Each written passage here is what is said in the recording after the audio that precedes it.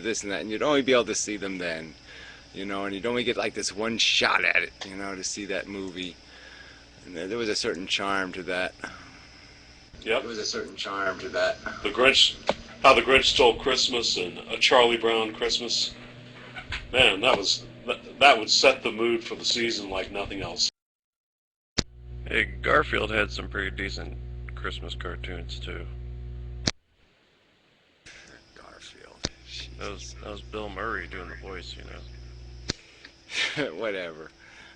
Yeah, right, the new Garfield. And Rudolph the Red-Nosed Reindeer. Oh yeah, right there you like go. The snow monster. Yo, and that, well, that chick, that deer chick was hot. You know, yeah, it's always how I'm looking at things. Like, I love that little sad song in that fucking, you know, where she's singing that there's always tomorrow or something. It's this little sad song, and that was just so, that was like, oh, that's such a sad little song. Oh, and so I liked it just for that song. And Burl Ives, you know, that was good stuff.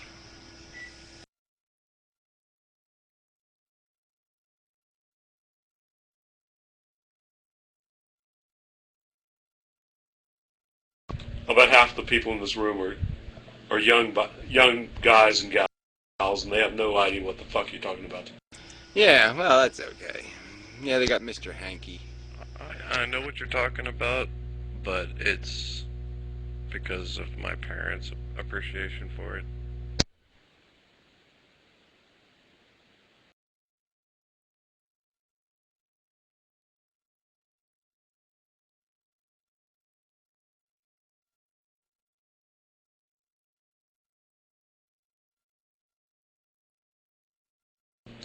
So let's hear a story of your favorite Christmas morning when you were young, Gary.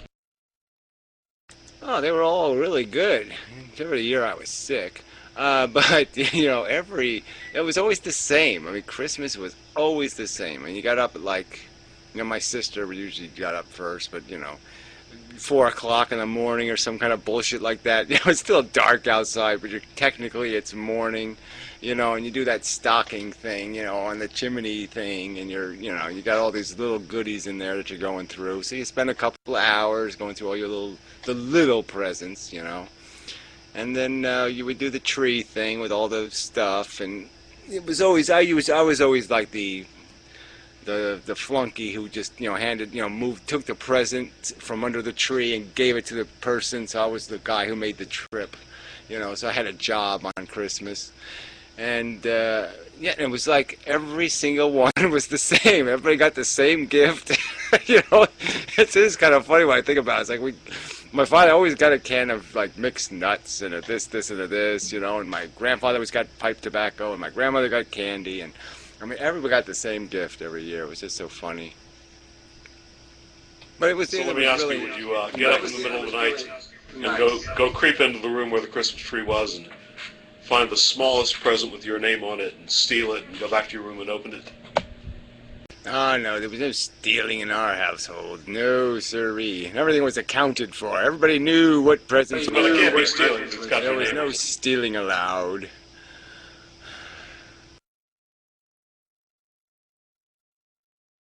So here's another question: on Christmas morning, when you'd open up your gifts, would everybody just like dive in and find the gifts with their name on and, you know, create a pile? Oh no, we dragged it out until like a. Oh no, we dragged out to 3 hours. It was a 3-hour event.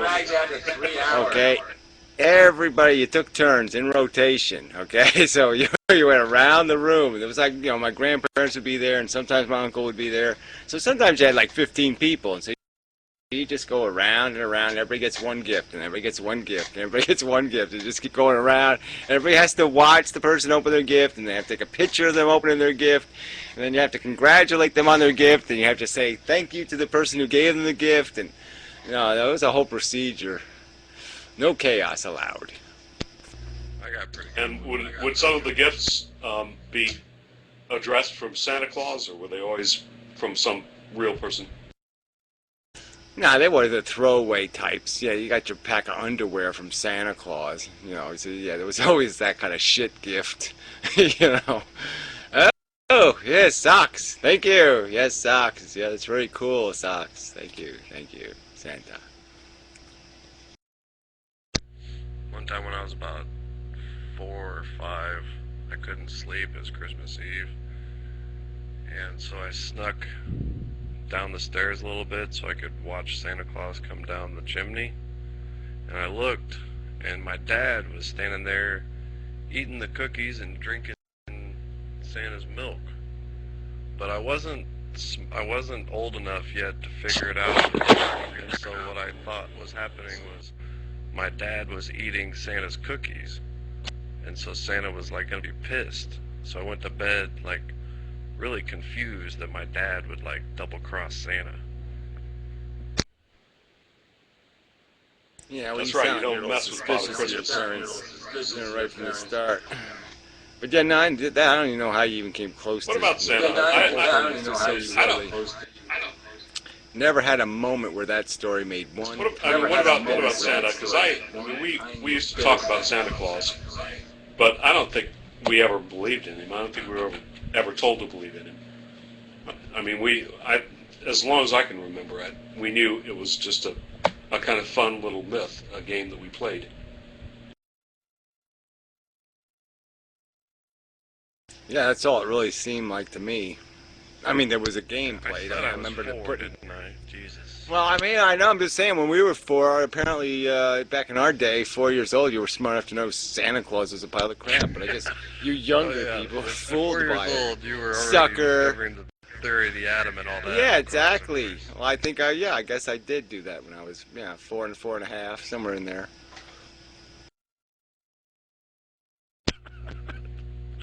Always gotta wonder. But I hear these people just being outraged at telling children the lie of Santa Claus.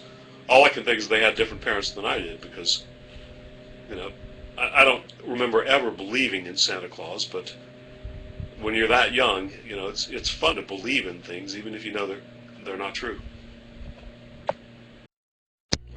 Yeah, I didn't even see the fun part. I didn't even get the whole fun of the crazy old fat man. And so it just didn't, I just didn't get that. I was just into okay, I'm going to get some stuff. I'm going to get a new bicycle or something. And then, it was never new, though. You get like a used something, and that was always a little bit of a bummer. I remember my first bicycle, right? My father, he saved some money. So he gets a bicycle that's just way, I mean, I can't even reach the pedals. It's just fucking, I'm going to die on this stupid bicycle. I couldn't even turn it around, so every time I went to turn around in the end of the street, because it was a highway and I had to turn around or I'd go into the highway, and I could never make the turn. So every time I ended up driving up this guy's lawn, and I'd crash into his tree in his lawn just to stop the bicycle. And it was just so bad. Santa Claus just entered the room. Santa Claus is in the room as we speak. Well, yeah, it doesn't. I don't know. It doesn't quite look like Santa. Something's not quite right.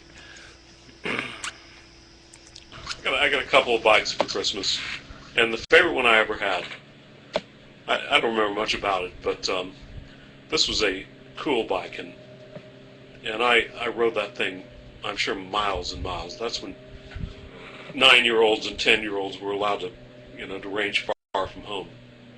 And god damn it, then it got ripped off from the carport of my house. Hey, what's going on, white people? It's pretty bad when they steal it right out of your own house. ¿Cómo estás, amigo? Is this room a takeoff of Debate Faith?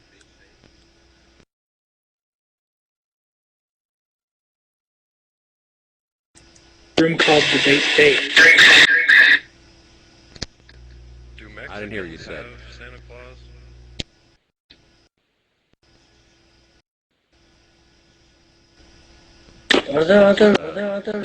Those people in Debate Faith are crazy. I'm talking shock therapy crazy. It's like a cult. Well, you come to the right place then. Oh, this is anti-shock therapy? Yeah, we're definitely anti-shock therapy. We like it Whatever crazy it here. is, it is, and it's something different every week, and who the fuck cares anyway? So why don't you just fucking listen or don't listen? But I mean, you want some description of the room? It's called DebateInmendham. I mean, obviously it doesn't have a description. I remember you, John. Good God, I remember you. I talked to you about 3 months ago.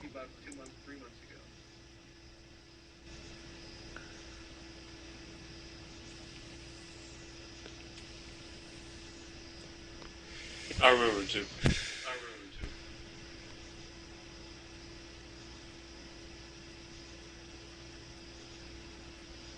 Well, No yeah, John. chance. Hey, John, am I mistaken when you told me you used to go to that room, but you started your own room, right?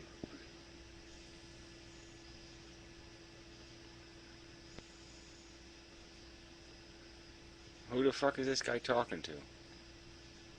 Oh, I was talking to you, Don. Yeah. For your information, man, we're talking about childhood memories of Christmas. Oh, childhood memories of Christmas. Sure. Good Lord, I've got great memories. Who's sharing right now? You are. Lay it on us. Childhood memories of Christmas. My mother got married. He didn't like me too much. He's like, this guy's got to go. So he kind of booted me out of the house. But he let me come back for 2 weeks every year. And I remember one time I told a joke. I was in the 4th grade, and the punchline had to do with me referencing him as a turkey. He didn't like that too much. I paid the price. So it's not Christmas, it's Thanksgiving. So it was the bird holiday. I apologize if I'm speaking out of context.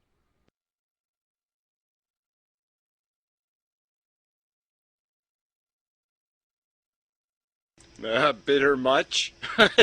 Yeah. Well, whatever. I'm sorry. Well, you know, this whole stepchild thing is a little tricky. I'm not bitter. Somebody just asked me to share. And It's okay. Yeah, you shared a little more and a little harshly and a little aggressively, but it's okay. well, how do you share a story like that? Do you say, like, let's say I shared it like I was... You gotta laugh. You go like, oh, it was like funny as hell, you know. So my father bought me a pair of shoes, but they were exploding shoes, you know, and so, you know, they exploded, and it was very embarrassing because my shoes exploded. You know, you could just make it a joke. Well, no, but that's boring. I mean, I could have built the story like it was an episode of Little House on the Prairie, but that's not the reality.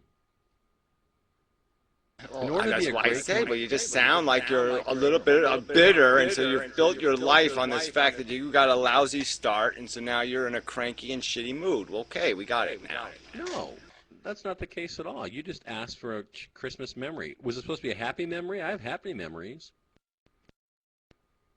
I remember once I was sexually molested by this guy that lived like 4 doors down from me. And the thing that, it wasn't a bad experience. People are like, ooh, God, sexual molestation. You must be in a lot of pain. I'm like, no, listen. It wasn't that bad. I mean, I'm not gay, and nothing against people that are gay that have been sexually molested. It's just how you look at it. Oh, come on. It's how you look at it. What the fuck are you talking about? How you look at it as it's what, going in your anus? What the hell are you talking about? How you look at it? No. What kind of molesting was it? No anus. No. Oh, I never okay, had bad all right. molestators. I never had bad molestators. They were all very courteous. Kind of respectful, actually. Yeah, it still would be kind of creepy, though. I mean, you have to be a little bit gay. I mean, I'd still think you have How to be can a little you call bit somebody gay. gay at age 6? How can you say you're a homo? I was gay at age 6. You were gay at who was gay at age 6? How? That was Listen, there are But it's beautiful. there are accommodating Beauty in the universe. out there. There are people that have they're not narcissistic about their molestation tactics. They're like, are you okay? I don't want you to be upset. I'm like, no, I'm cool. Well, I know, but still the point is that it has to be. It's very dangerous, to be fucking with somebody else's psychology. So it's still not something you should talk about. Like, oh yeah, it was really fun when I was hanging out with the molester, and blah blah blah blah. Because Let he's me ask really you a an question. evil. Yeah, molesters are evil people, right? I mean, it's a nasty, evil thing to do, to right. impose yourself on some little fucking 6-year-old kid. You're right. Well, let me ask you a question. When you get those little caramel squares in a little plastic